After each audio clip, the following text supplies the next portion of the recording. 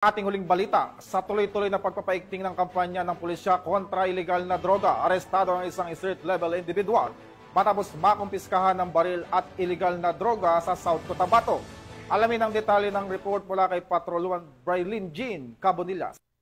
Ng mga otoridad ang ilegal na droga at baril sa isang street-level individual sa isinagawang buy-bust operation sa Barangay GPS, Coronadal City, South Cotabato. Nito lamang ika-22 ng Hulyo, 2025. Kinilala ni Police Lieutenant Colonel Peter L. Pinalgan Jr., hepe ng Coronadal City Police Station, ang suspect na si alias Bugoy, 30 taong gulang, isang vendor at residente ng poblasyon Tantangan, South Cotabato. Bandang alas 9 ng gabi nang isinagawa ng mga tauhan ng Coronadal City Police Station kasama ang South Cotabato Provincial Police Drug Enforcement Unit at First South Cotabato Provincial Mobile Force Company ang buy-bust operation kung saan naaresto ang suspect.